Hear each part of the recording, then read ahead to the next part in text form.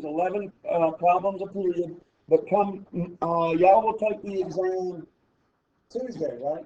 Second period, the second testing block on Tuesday. So Tuesday, when y'all come in here, I expect you to be finished with those 33 problems. Here in just a little while, I'll give you a report or a breakup of your grade or whatever, and you'll see the way this one is. It's a classroom assignment. Down at the bottom of the page, it'll say review for the final exam. It's just up at the top. Then your final exam grade is down there on the last day of school.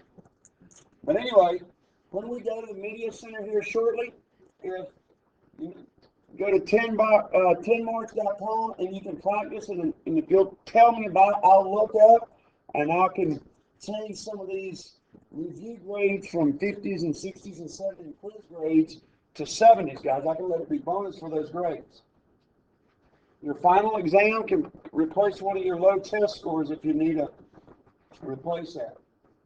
As we'll finish, after I get finished with this, we'll finish our written response in the media center. You'll work on 10 marks.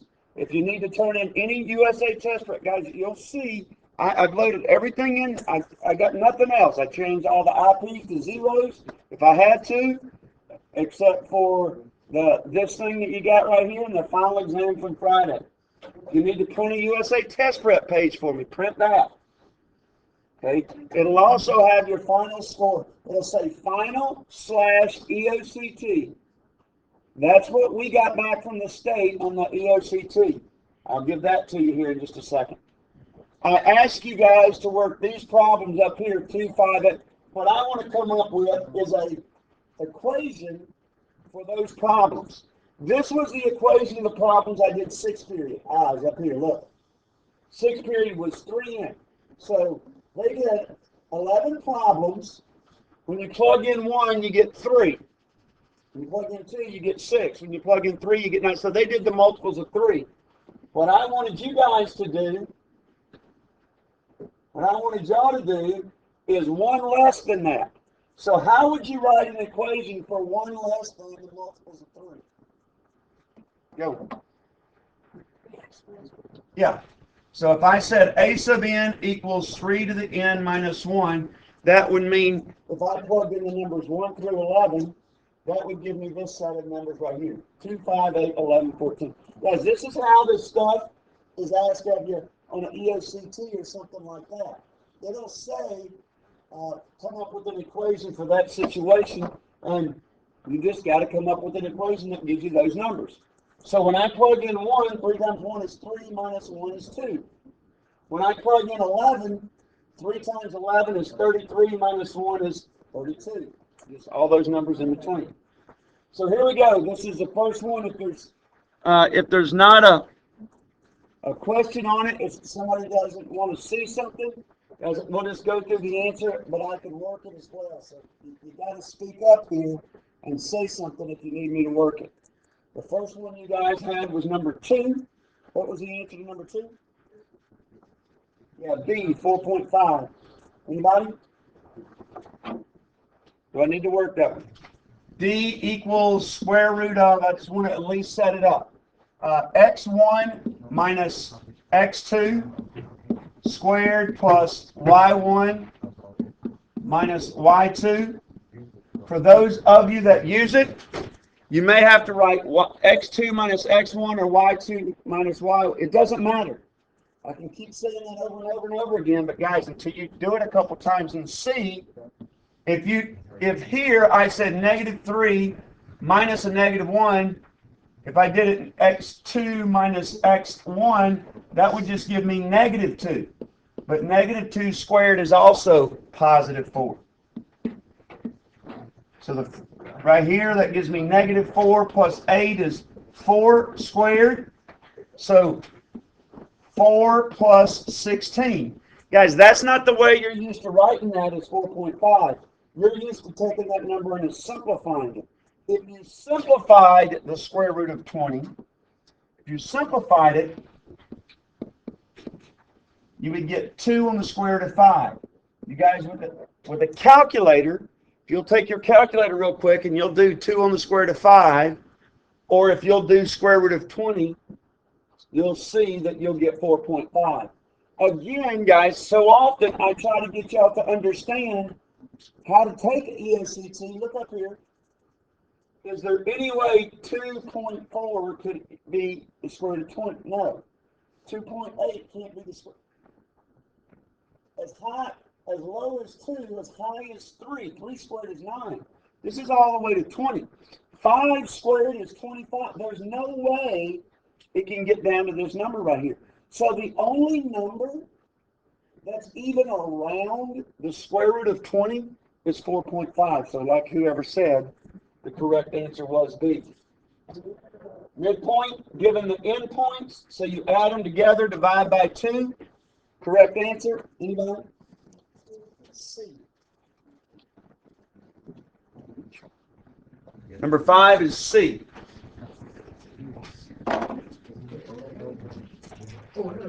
Slope. This is number 8. In problem number 8, it asks you for the slope. Remember, for the slope, you need to write your points. Could you guys let it talk and please stop so I don't have to do that on this recording all over again? That's going to have to be on there. 1, 2, 3, 1, 2, 3. Come up with some kind of way to label these points. You'll see back in the little bit when I start doing some rotations and stuff, you need to do that as well. 1, 1, 2, 3, 4. -1, 4.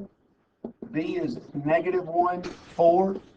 So when you find your slope, the correct answer to number 8. A little bit louder.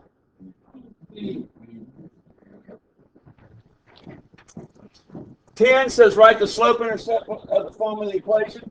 Guys, this was on one of our recent chapter tests, and I have no earthly idea what else there is that I can do to get you guys to understand that the slope is the negative reciprocal. Guys, not the reciprocal, not the opposite, not the same, the negative reciprocal. How do you find the negative reciprocal of -3? Well, you have to do two things. You have to do two things to it. You have to take the negative of it, which gives me +3, and what's the reciprocal of +3? +1/3. Guys, the slope has got to be +1/3. If you look at the answers, guys, up here, come on, try to pay attention. I got about 3 or 4 eyes looking at me, and if it's that way, you can't be paying attention to it. Guys, you do nothing, this test is going to happen. You prepare for it, the test is going to happen. The test is going to happen. You can't get frustrated because you're tired of getting tested and all the others, and I realize that you are. But the truth of the matter is, this is going to be there, guys, and some of you need this grade. Okay, negative reciprocal. Look, guys, the slope is 1/3. If you look at the answers, only one of the problems has the right slope even.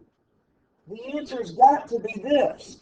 Now, too often, y'all go ahead right now and circle C. Instead of working out the rest of the problem and finding out that 1/3 is correct, because when you plug all the numbers in, that's what you get.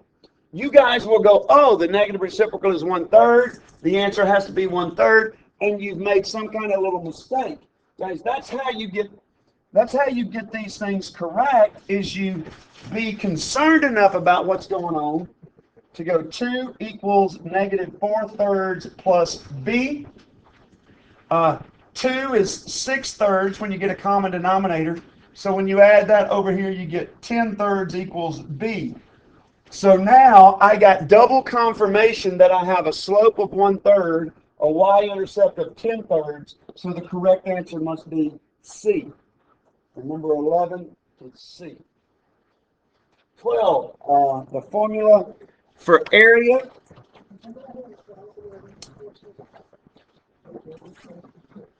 My bad. 14. The formula for area of a triangle is 1/2 base times height. Guys, the base and the height are the 4.7. and this 6.7 over here. So you just plug that into a calculator, guys. Just plug in 0.5, 4.7, 6.7. Or take your calculator, do 4.7 times 6.7 divided by 2. All of that is the same thing. If this were an even number, you could take half of 4.7 and then multiply it by 6.7. But just multiply those three numbers together. In number 14, the correct answer is A.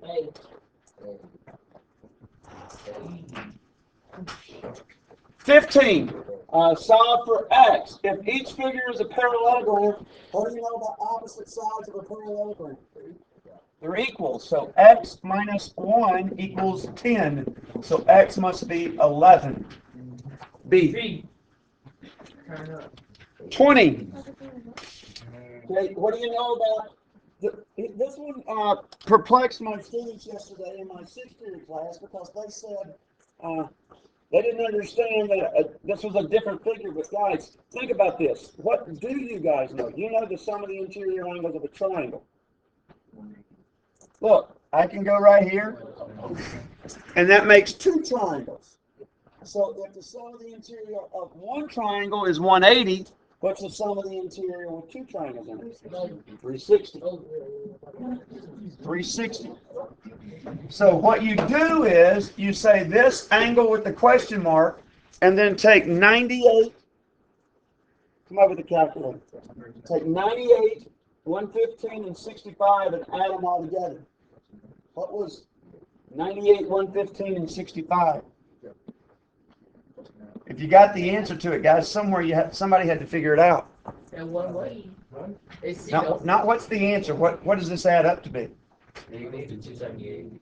278. So x plus 278 equals 360. So you subtract 278 from both sides and find out it must be 82. Yes, sir. Square root of 144. So 3 times 12 is 36. B, 36.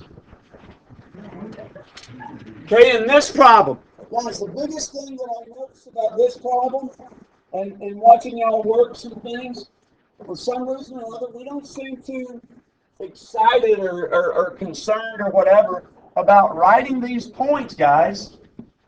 Write the coordinates of the points. So T is 1, 2, 3, 4, 5, negative 1. That way I can see down here where they want T prime to be. N is 5, negative 1, negative 2, negative 3. So 1, 2, 3, 5, negative 3. G is 1, 2, 3, and then 1, 2, 3, 4, 5. 3, negative 5. Y? So 4, negative 1. Now, looking at all these points right here, guys, if it says reflect them across the x-axis, which one's the x-axis? This one. When you reflect something across the x-axis, which change? Y, not x. X isn't going to change, guys. It's still going to have the same x. It's just going to be up here now. So it'll just be up top like this. As you can see, the x doesn't change. It still has the same x and goes up. It still has the same x and goes to the way up there. So G becomes G prime. N becomes N prime. T prime and Y prime. Guys, if you write that out, I don't think there's very much of a way you can get that mixed up with anything else other than B. Again, clockwise, 90 degrees clockwise around the rotation. H is 0, negative 2. S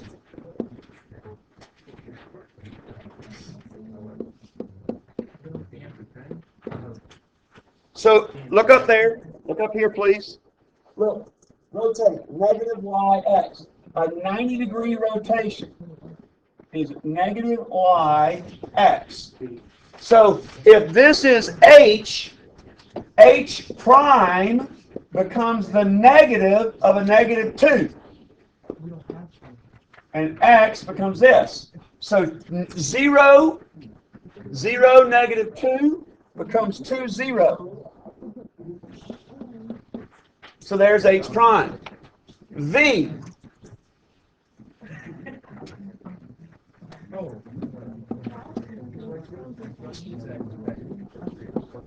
So again, guys, if you'll write this out, I think you can see that it's pretty quick to know that the negative and negative 5 is positive 5, 1. So I just come down here and I find out which one is at these points. So which one's at 2, 0?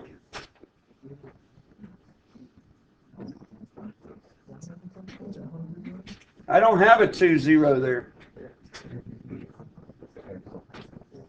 Did I mess something up here? What number is that? What did y'all get as the answer to 29? D.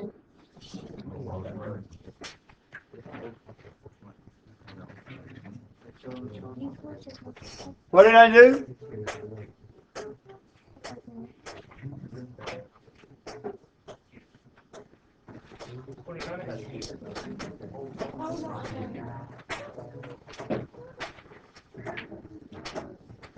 Oh, look what it says. What's a 90-degree clockwise rotation? So if I go this way, what this is for rotating, counterclockwise. So if I did a rotation clockwise, no, the answer is D. But the point about going rotating clockwise right there, that's this way. That's that way. So a 90-degree clockwise rotation is how much counterclockwise? 270.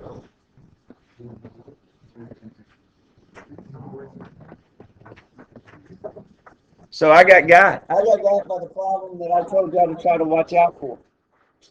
But I went down, and again, guys, I looked at these numbers. I saw that this wasn't there. I saw 2, 0 wasn't there.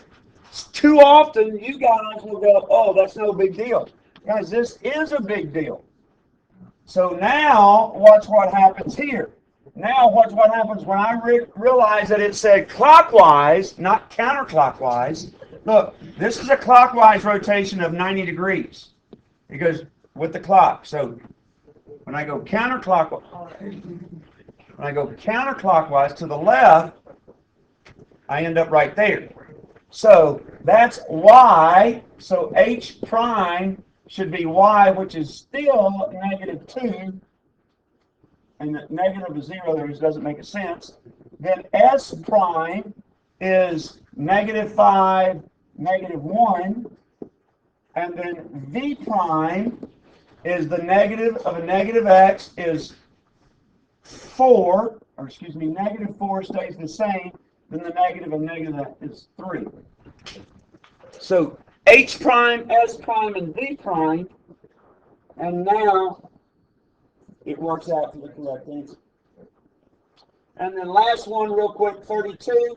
That must be a reflection over the y-axis. So that is D. Guys, the rest of these problems are available to you on my website.